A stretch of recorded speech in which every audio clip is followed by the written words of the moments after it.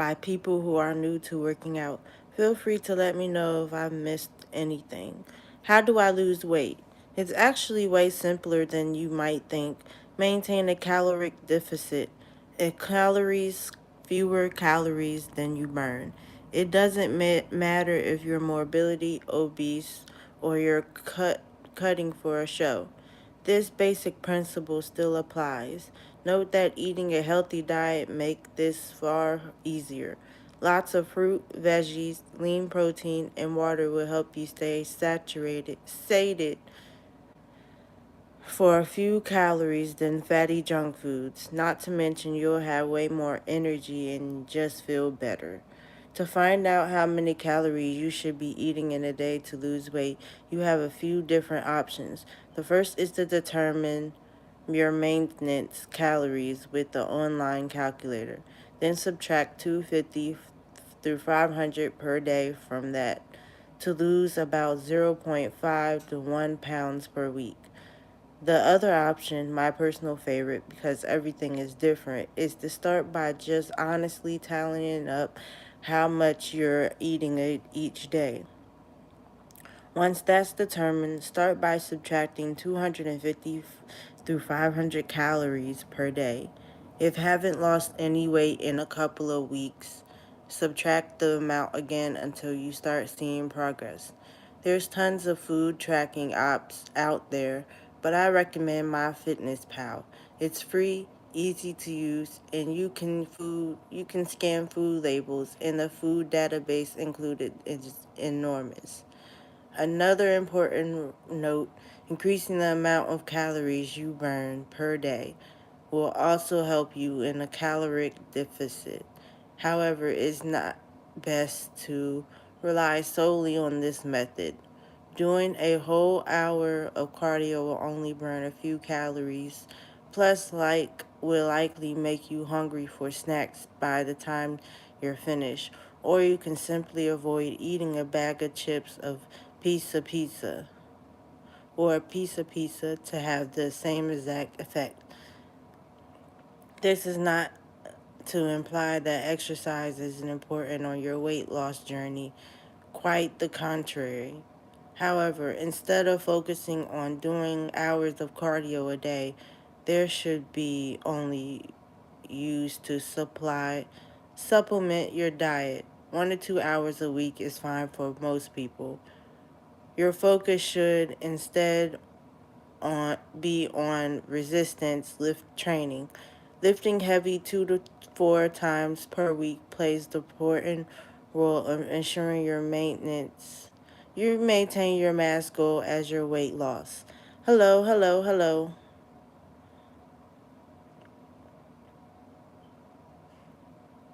Want to avoid the skinny fat look and get toned instead? Make sure you're doing resistance training. How do I lose weight in blank area? You're welcome. Unfortunately, spot reduction is a myth. Whether you lose weight first and last is determined by genetics.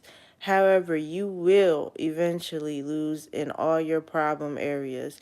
You just need to be patient and keep doing what helped you start losing weight in the first place.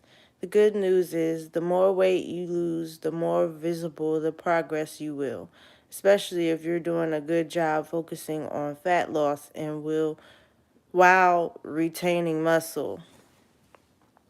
Going from 250 to 240 probably won't be noticeable, but losing the 10 pounds will make a huge difference since a few pounds will make up a far greater percentage of your body mass. So the progress will be hard fought for you, but definitely worth it. How do I gain muscle? It's a combination of progressively harder resistance training, eating enough food, and lots of patience. When you're exercising, just going through the motions isn't good enough. For optimal muscle gain, you should be performing each set with weight that can lift continuously for 30 to 60 seconds. This should be amount to about 8 to 15 repetitions. If you feel that you can go longer, choose a heavier weight. Perform each repetition slowly, about 1 second concentric pause, 2 to 3 seconds eccentric pause. Through a range of motion to clarify, the concentric portion of a lift is when you're moving against gravity. The concentric portion is when you're moving with gravity. Exercises involving long static holds like planks are great for endurance, but they won't amount to much muscle mass gain. I cannot overemphasize how important good form is for avoiding injury, handwriting, hardwiring the correct neutral paths, and minimize muscle gain, especially when you're just starting out. Choose lightweight and make sure optimal form comes naturally before you start increasing the intensity. It's way easier learning it correctly the first time than fixing bad habits. How much food should you eat? It varies widely between people. Start with your maintenance calorie. Add a couple hundred to that. It doesn't have to be a lot. And measure your results. Be patient with your progress. Men can expect to gain 1 to 2 pounds of lean muscle a month and 0.5 to 1 pound for women. Beginners may gain a little faster. Eating enough protein is also vital to gain muscle. A general rule of thumb is around 1 gram of protein each day per pound of lean body weight. Example, how much you gain weight minus the amount of fat you have.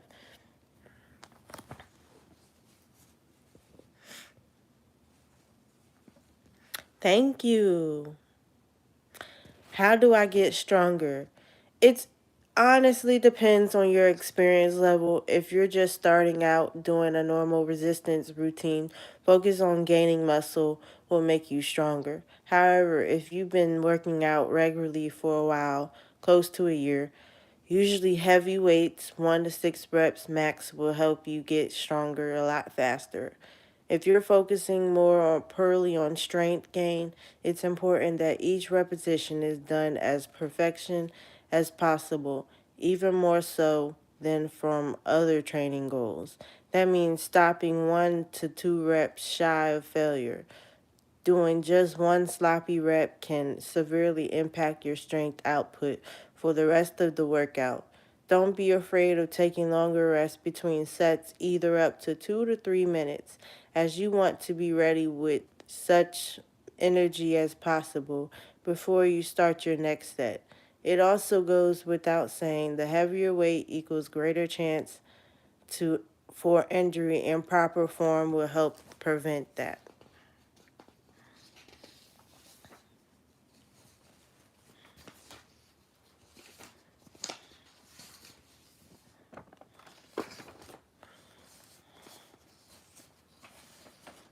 Is it possible to lose fat and build muscle at the same time?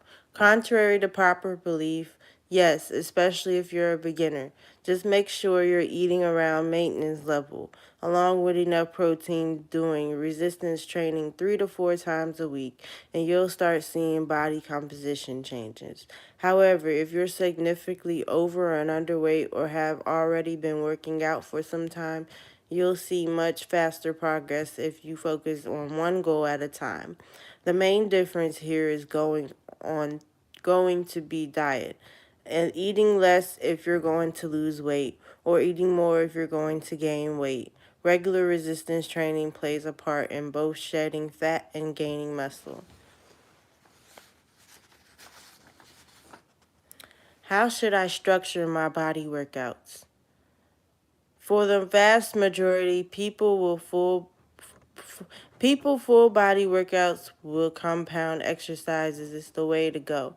For those who don't know, compound exercises are those which use more than one joint at a time. Think squats, bench presses, rows, etc. The popular Back, chest, shoulders, arms, legs split routine, or any variation of it is good for advanced bodybuilders, but not ideal for beginners. Bodybuilders exercises look like this because they need a much greater stimulus to properly stress in any given muscle group, more real between days training that muscle group as a result of their increased work intensity. For a beginner, it's better to hit each muscle group multiple times a week. This is great to hasten learning and growing. You need you won't need as long as a rest period before training the same muscle groups again because it won't be as fatigued after each workout. Compound exercises hello give you the greatest bang for a buck because you're working out so many muscles in one movement and burning way more calories at the same time. Isolation exercise, those working out one joint at a time, like bicep curls or leg extensions, are best for bodybuilders who really need to hone in on a single muscle. During resistance training, 3 to 4 times a week is a good goal to shoot for. Workouts should be around 45 to 60 minutes with around 6 to 8 exercises during that time. Try to keep rest between sets to around 60 seconds. This is a very generalized and can change depending on experience level and goal. Space rest evenly between workouts if you can. Start your workouts with the exercise which require the most energy, usually those which involve lifting the most weights, saving an isolation and ab exercise for the end. If you would like some help explaining workout routines, I just realized a fitness app called Perfect Fit. Well, there's an app called Perfect Fit. It gives you access to workouts designed by a personal trainer, all customized according to your unique goal, fitness level, and available equipment. There are tons of body weight exercises included, ideal for anyone working out at home. The app currently to download on Android and iOS is hopefully just a days away. What should I be eating?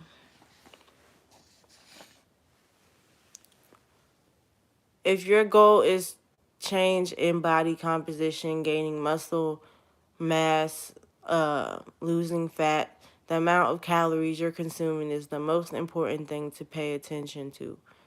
If you're consistently working out hard by failing to lose weight, chances are you need to make alterations to your diet. For weight loss, that usually means eating a deficit 250 to 500 calories per day. For weight gain, eating a surplus of 200 300 calories per day. What exact foods you're eating has an impact on how easily you can stick to your calorie goals, as well as your energy levels. Consuming around 1 gram of protein per day, pound of lean body weight per day is giving, regardless of what your fitness goal is. This helps maintain satiety and preserve increase muscle mass. Eating lots of fruits and vegetables, as well as drinking 2 liters of water a day, more for some people, is a great way to feel full without consuming too many calories. It also just contributes to all around health and energy levels. Eating lots of fatty foods should be avoided if weight loss is the goal. Not because fat makes you fat per se, but because you are so calorically dense. Only 1 tablespoon of peanut butter or olive oil is 100 calories. Conversely, if your goal is to gain weight, adding more fatty foods to your diet, healthy fats is impossible and can help hit the is possible and can help hit the calorie goal easier. And carbs. not as evil as people make them out to be. Think of them as the energy that fuels your brain in your workouts. Having 50% of your calories coming from carbs is about norm. It's likely beneficial to raise this number even if you're an especially lean individual or you're regularly working out at an intense level. When should I be eating? The easiest way to your meals properly is to think, what will I be doing in the next 2 to 3 hours? Eat accordingly to activity you're about to do. That doesn't mean you should have a good giant meal right before your workout, but ideally your biggest meal of the day would be several hours before you exercise. This will give you the energy you need, plus ensure the calorie you consume are shuttled into muscle instead of fat reserves. If you're about to do an intense workout, the best thing to eat beforehand, around 15 to 30 minutes prior, is a light snack of healthy carbs like some fruit. For optional recovery, aim to 20 to 30 grams of protein within an hour after you work out. If you miss this window, though, don't worry about it. A protein shake is probably the best, simplest, and most convenient way of doing this, but whole food is just good as though.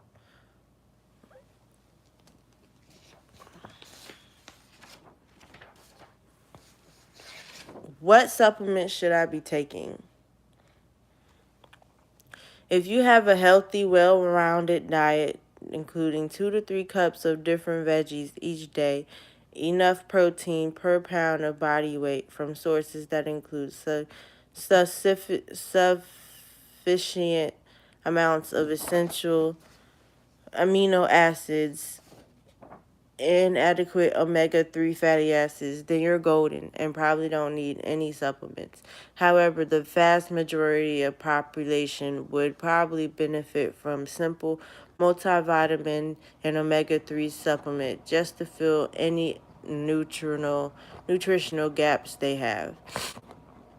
If you're getting enough protein from whole foods, then probably don't need to add protein powder. However, if you're struggling with this, then protein powder is a great way to easily increase your daily protein intake. Which protein is most bioavailable has a complete amino acid profile, so it's the best choice for people. However, if you're vegan or lactose intolerant, there are lots of plant-based proteins available. You just need to pay attention to the amino acid profile of each one, possibly mixing and matching different plant sources if you need to. As for all the other supplements out there, it's honestly on a case by case basis to as whether they actually help you or not. If you're a beginner, unless you have a specific requirement or deficits, you probably don't need them. Is stretching important? Yes, please stretch or do some other form of myofascial release, such as foam rolling, or you'll eventually regret it. Regular exercise makes your muscles slowly form clumps of tissue, fascia. Neglecting to release these can result in restricted range of motion and even eventually pain. Static stretching can be done at the end of your workout. Aim to stretch each worked muscle near its end range of motion for around 60 to seconds. Don't stretch before your workout as this can impede strength output. Is warming up important? Yes, warming up is paramount to increase blood flow and activating your muscles properly before you move into an intense metabolically demanding exercise. Ideally, during your warm up, you should be actively moving your muscles through the same ranges of motion you'll be doing for your workout. This can be as simple as doing the exact same movements but with minimum weight. For example, doing a set of body weight squats before doing barbell squats. You want to warm up to elevate your heart rate, but not be so intense that they start tiring you out and detract you from your workout. Usually 5 to 10 minutes of light activity is enough. So, yeah, that's all I have for tips. Hello, everybody. Like, comment, and subscribe. Peace.